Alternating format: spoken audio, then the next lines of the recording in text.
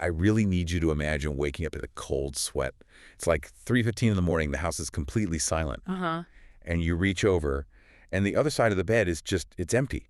Your partner was supposed to be home from their shift, like, over half an hour ago. A literal nightmare. Right. So you do what any modern hyper-connected person does.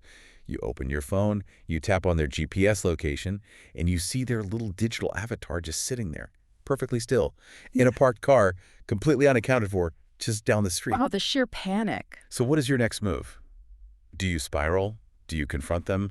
Or do you, I don't know, hide in the garage and call your therapist? Honestly, all of the above. Because reality television isn't just trash, babes.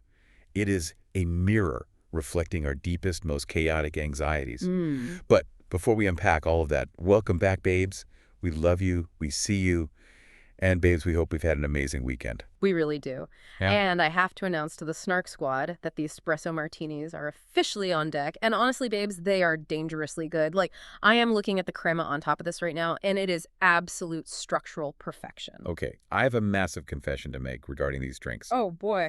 Yes, we used Dylan's canned espresso martini mix. We did. Yes, we poured it directly into the Ninja slush machine.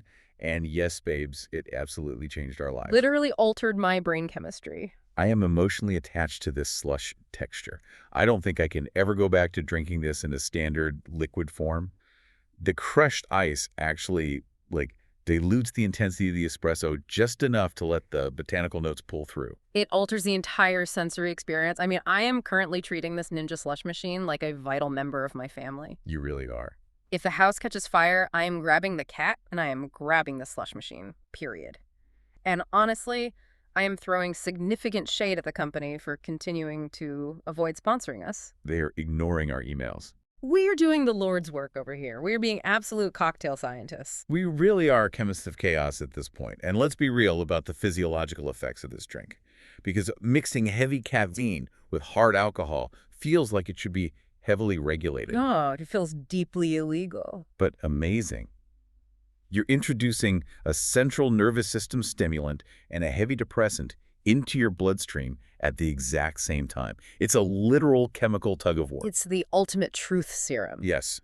You are wide awake, highly alert, and just absolutely desperate to tell a stranger your deepest, most heavily guarded secrets. Which is exactly the kind of energy we need today, because we received so many shady, snarky, or stupid submissions over the weekend from the Snark squad. So many. And babes, we had to share the chaos. We had to.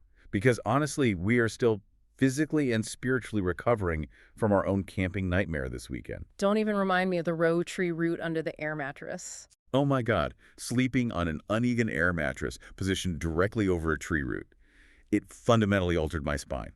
So since we are in our recovery era, today's listener submissions are entirely camp and chaos themed. My gavel is out, and I am ready to act like a messy courtroom judge. Let's hear the evidence. Okay, here we go. Confession number 1. Someone wrote in and said, I secretly unplugged an RV hookup in the middle of the night because the camper next to us was blasting their generator and being so annoying I couldn't sleep. Ah, the absolute deviousness of that. See, I have to defend the chaos here, emotionally and philosophically. Of course you do. Because when we talk about the social contract of a campground, right, there is an unspoken agreement that we are all there to participate in the illusion of returning to nature. Sure. We want the crickets. We want the wind in the pines. Yeah. So when some guy decides to run a massive, rumbling diesel generator at 1 a.m. just so he can microwave a frozen burrito, It's aggressive. he has broken the social contract. So unplugging him isn't a crime. It's a restoration of the natural order. I fully support this vigilante justice. See, I hear your heartfelt defense, but as the presiding judge, I am handing down a solid verdict of shady. What? Why? Top-tier calculated shadiness. You aren't just silencing a generator, you are launching a biological attack on their cold cuts. Oh my God, the fridge. Yes. Do you know the chain reaction you initiate when you pull that plug? The refrigerator shuts off. The internal temperature of that RV spikes. The mayonnaise turns into a bacterial breeding ground. Okay, wait, the mayonnaise point is entirely valid. Unrefrigerated potato salad is literally a weapon of mass destruction. By morning, you've given their entire family food poisoning. I respect the stealth, but it is shady. Fair enough. Okay, confession number 2. Someone fake slept in a tent for 3 hours to avoid helping clean up after the family barbecue. Snarky. Brilliant. An iconic display of weaponized resting. Right. The mental fortitude required for this is staggering. Let's break down the mechanics of the fake sleep. You have to lay perfectly rigid on a deflating air mattress inside a nylon dome that is rapidly heating up like a greenhouse. Sweating profusely. Sweating. And you have to actively regulate your breathing so your chest rises and falls, all while listening to your mother-in-law aggressively scrub a grill grate right outside the thin fabric wall. It is a meticulous commitment to the bit. It is the ultimate self-care. Mm. Sometimes the sheer volume of familial expectation is just so heavy that the only way to protect your peace is to pretend your consciousness has left the physical realm. Exactly. You close your eyes and remain safely in the void. It's brilliant. All right, confession number 3. Someone accidentally started massive family drama after revealing major gossip around the campfire after a few too many drinks. Oh no, this is a structural disaster. Stupid. So stupid. The logistics of this mistake are haunting. Right, because when you drop a bomb about Cousin Linda's secret second mortgage at a dinner party, you can just call an Uber. You have exit routes. But when you are sitting around a fire pit in the middle of a state park, You are geographically isolated in the wilderness with the exact people whose lives you just blew up. you have to sleep in a zip-up bag 20 feet away from them. And then eat eggs with them the next morning over the very ashes of the fire where you ruined the family dynamic. Definitely stupid. So stupid, but thank you for your messy service to the Snark squad. Keep sending these in, babes, because analyzing your chaotic choices is giving me life. It really is. But you know what else is bringing me back to life right now? Please announce it. Vegetarian Week has officially ended. And Yeah. babes, we are currently snacking on Rotel dip. Thank God. The healing power of melted cheese is actively rewiring my central nervous system as we speak. I am one bite away from actual salty tears of joy. After missing greasy food all week in the woods, pretending that a handful of dry granola is a fulfilling meal, my soul was fracturing. When you subject your body to the elements, your brain doesn't crave a salad when you get back. It craves dense, easily metabolizable caloric energy. It wants fat. It wants sodium. Which is exactly why warm, cheesy food fixes emotional damage. It Mhm. literally coats your stomach lining and sends a chemical signal to your brain that says, you are safe now. And we have to give the squad our exact methodology for this, because dip architecture is a serious business. It is. If you want emotional restoration, you cannot cut corners. You must use the large, name-brand block of Velveeta. No store brand. Never the generic brand. Yeah. The emulsifying agents are inferior, and you get this gritty texture that feels like chewing on wet sand. So you chop the gold standard cheese into cubes, and you add exactly 1 can of original Rotel diced tomatoes and green chilies. And the most critical step, you do not drain the can. Never drain the can. The acidic tomato juice thins out the density of the cheese magma so it doesn't solidify into an impenetrable block. And the chip-to-dip ratio requires a sturdy restaurant-style tortilla chip. A thin chip will buckle under the sheer weight of the Velveeta. It will snap and leave you conducting a rescue mission with your bare fingers in boiling cheese. Absolute tragedy. But speaking of needing emotional recovery and a stiff drink, we need to talk about the absolute mess that went down on this week's 90-Day Diaries. Yes, we do. We need to set the stage for anyone who isn't familiar with the Diaries spinoff. Because it is a completely different vibe. Entirely. Because this spinoff is self-filmed by the cast with no standard camera crews, we are getting raw, unhinged, late-night domestic realities. No producers telling them where to stand. Just pure, unfiltered mess. Which brings us to our first storyline. Let's pull the geographical coordinates. We are in Orange County, California. Oh boy. It is Halloween. Kalani is 37. Dallas is 30. And the house is just chaos. Complete chaos. They have their 16-month-old daughter, Messina, who is dressed as a leopard. And Kalani's kids with her ex, Asuelu, Oliver, and Kennedy are dressed as ninjas. I have to set the scene with their origin story just to remind the squad how wild this is. Please do. Kalani met Dallas because she posted an IG story saying she needed help moving from Utah to California. And Dallas just showed up. A literal stranger from the internet. And he admits he thought she was pretty and that her messy relationship with Asuelu was funny. He was a spectator of her trauma, and now he is raising a leopard and 2 ninjas. Which leads us to the core drama. Dallas works night shifts. He's supposed to be home at 2:45 a.m. Right. Kalani wakes up at 3:15 a.m., checks his location, and he's just parked down the street. I have to defend Kalani emotionally here. Go ahead. We have to remember she has deep PTSD from Asuelu constantly cheating on her. Which, by the way, led to the infamous hall pass that brought Dallas into the picture in the first place. True. So when she films herself, totally raw, having a panic attack in the middle of the night, wondering if he's with a girl down the street, it is a trauma response. It absolutely is. And the therapy session that follows, she's literally hiding in her garage to talk to her therapist, Pet, because it's the only quiet place in that house. Sitting on a folding chair next to the water heater. Exactly. And Pet tells her to use I statements, which is very clinical. But then we get to the confrontation. Yes, morning after. Kalani finally talks to Dallas. And his excuse. He claims he's decompressing from work and listening to music in his car so he doesn't wake the baby. Okay, I have thoughts on this. Well, I am questioning this heavily. Because is a 30-minute solitary car sit at 3 a.m. normal, or is it shady? See, a house with a baby and 2 young kids is so chaotic. Maybe he really just wants peace. But sitting outside your own house for half an hour in the dark, it reeks of avoidant behavior. I know, but night shift workers have inverted circadian rhythms. The car is like his decompression airlock before he walks in and is instantly dad. But the lack of communication is what makes it shady. And we agreed that if he's going to be more than 15 minutes late, his new rule to text her is literally the bare minimum of communication. It is the bare minimum. Just send a text. But let's shift the energy. We need to travel to Salina, Kansas. Oh, the Kansas chaos expands. Emily and Kobe.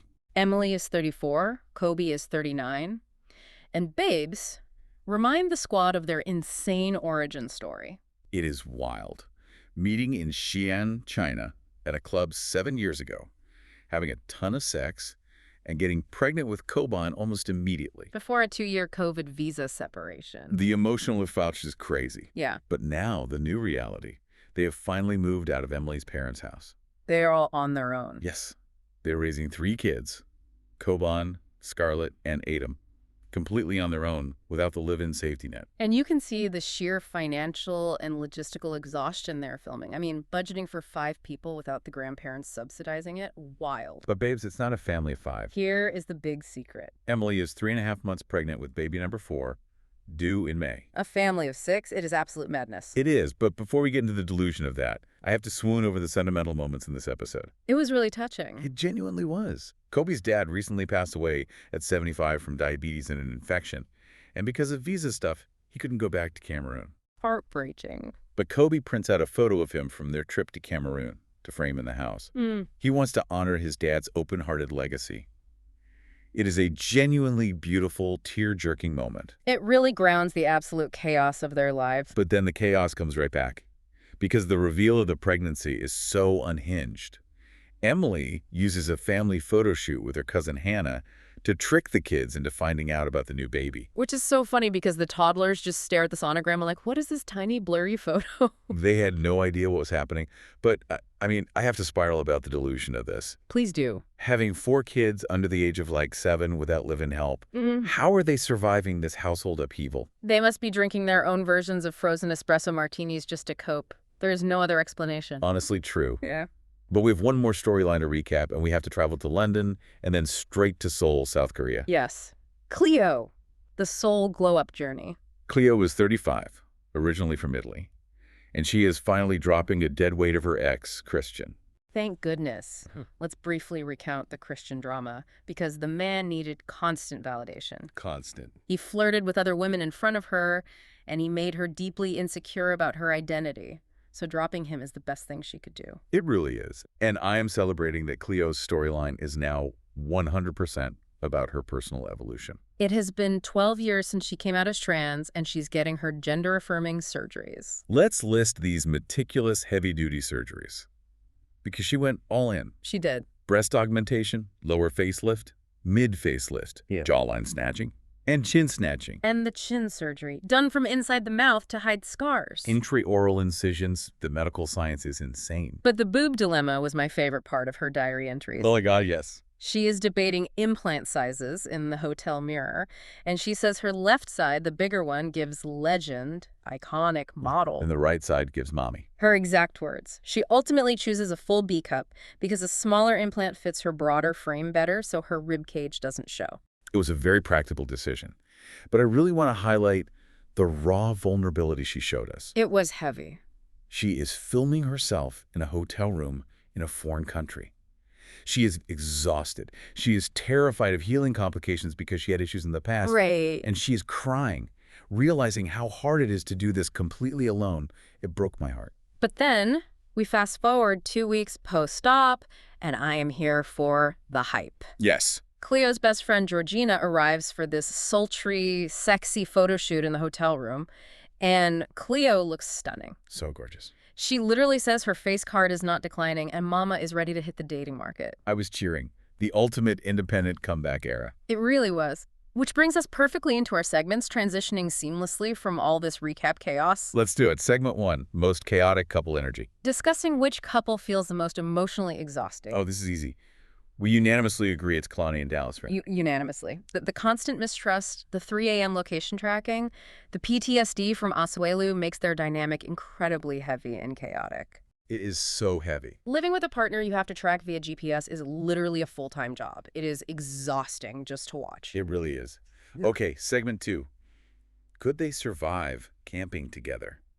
Debating which couples would immediately break up during an RV trip. Okay, Emily and Kobe would survive. Easily. They already live in a chaotic house with 3 kids, so an RV is basically just a smaller living room for them. Right, Kobe would just be grilling outside while Emily manages the indoor chaos.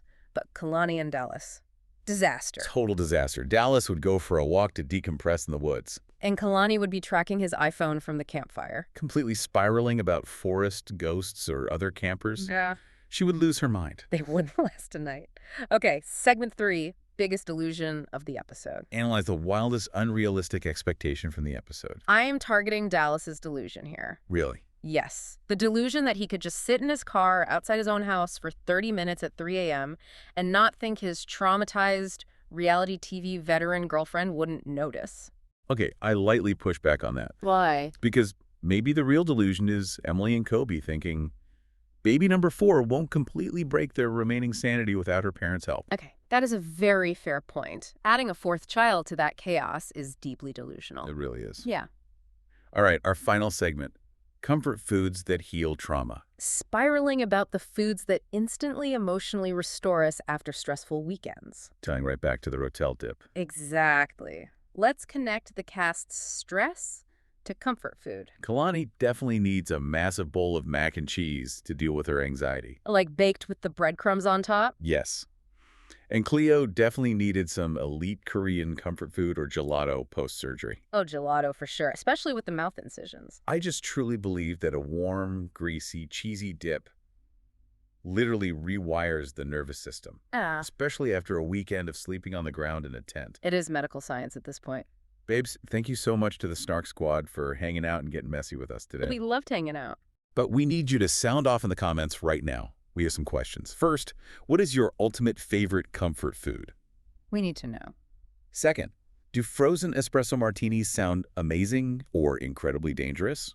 Third, what is your absolute best camping horror story? Do not leave out any details. And fourth, which of today's listener confessions do you think was the absolute messiest? Let us know in the comments. And babes, remind yourselves to like, comment, subscribe. Please! And please send in more of your own shady, snarky, or stupid submissions for next week. Yes, we need them. We really do. Stay messy, stay caffeinated, and we will see you on the Snark side. Stay messy, stay caffeinated, and we will see you on the snark side.